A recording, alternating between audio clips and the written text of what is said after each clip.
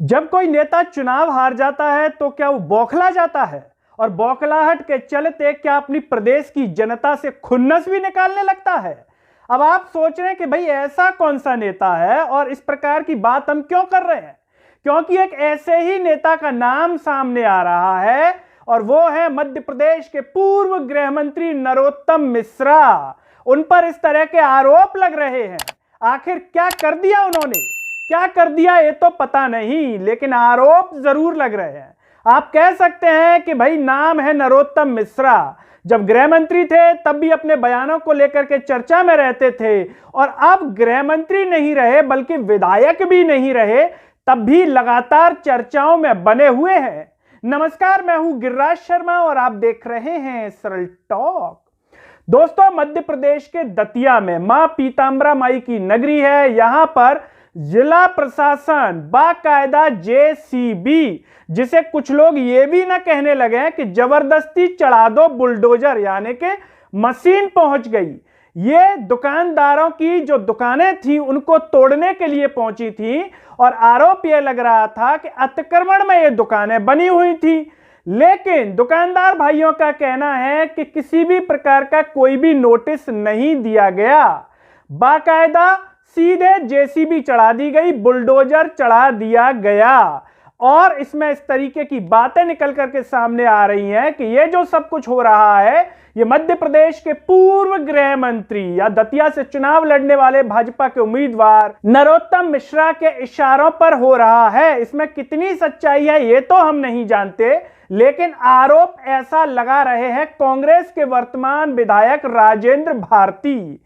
लेकिन सोचने वाली बात यह है कि जहां पर 22 जनवरी को प्रभु श्री राम के मंदिर की प्राण प्रतिष्ठा होनी है, ऐसे में देश के इन गरीब दुकानदारों की दुकानों को बुलडोजर के द्वारा राम राज्य में तोड़ देना क्या ये सही है? यहां पर कुछ लोग कह सकते हैं कि भाई प्रशासन अपना काम कर रहा था, तो 20 साल से कौन सी नींद और कौन सी रजाई में सो रहा था। अब कुछ लोग ये कहेंगे कि भाई देर से जागे अच्छा जागे, जागे देर आए दुरुस्त आए। हो सकता है कि किसी के इशारों पर इनकी नींद खुल गई हो, लेकिन 20 सालों से इनको क्यों नहीं हटाया गया? तो ऐसे में राजेंद्र भारती कह रहे हैं कि खुन्नस निकाल रहे हैं नरोत्तम मिश्रा, हार गए हैं इसीलिए उनके इशारों पर, क्योंकि सरकार मध्य प्रदेश में भाजपा की है और उनके इशारों पर चल गया है बुलडोजर। कितनी सच्चाई है पता नहीं, लेकिन क्या इन दुकानदार भाइयों की दुकानों को इस तरीके से बिना नोटिस के तोड़ देना सही है? गरीब है, असहाय है, छोटी सी दुकान चला रहे हैं दतिया में। बाकायदा नरोत्तम मिश्रा जी को तो मुझे लगता है कि सहयोग करना चाहिए था। लोग इन्हें दादा दादा कहते हैं। दादा नाम में अपने आप में एक वजन होता है, बड़े भाई की एक भूमिका होती है। क्या नरोत्तम मिश्रा जी को एक बड़े भाई की भूमिका नहीं निभानी चाहिए? भाई चुनाव हार गए तो क्या हुआ, पहुंच जाते बाकायदा अपनी दतिया की जनता के लिए और कह देते कि जबरदस्ती चढ़ाओ बुलडोजर मशीन, यानी कि जेसीबी नहीं चढ़ेगी, अभी आपका नरोत्तम जिंदा है। लेकिन उन्होंने ऐसा कुछ भी नहीं कहा, दिखाई भी नहीं दिए। अगर नरोत्तम मिश्रा जी चाहते तो शायद रोक तो सकते ही थे, क्योंकि सरकार तो भाजपा की है। कह सकते थे मोहन यादव जी को फोन लगा करके कि भाई मेरे दतिया की जनता पर किसी भी प्रकार का बुलडोजर नहीं चढ़ेगा। 20 साल से दुकानें थी तब नहीं चढ़ा, तो अब क्यों चढ़ रहा है? अब ये तो जांच का विषय है कि किसके इशारों पर चला और न चला, और जिला प्रशासन की नींद अब क्यों खुली, ये अपने आप में एक सवाल है।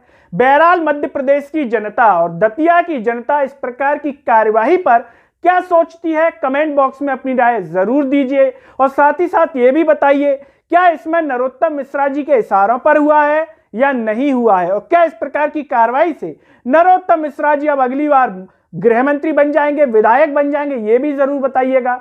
इस वीडियो को हर जगह शेयर कीजिएगा, चैनल को सब्सक्राइब कीजिएगा, साथ ही साथ सरल टॉक के Facebook, Twitter, Telegram, Instagram page को आप जरूर फॉलो कीजिएगा। अंत में सभी से एक अपील है कि सरल टॉक को ज्वाइन व थैंक्स बटन के द्वारा जरूर सपोर्ट कीजिए, जिससे हम और बेहतर कार्य कर सकें। नमस्कार।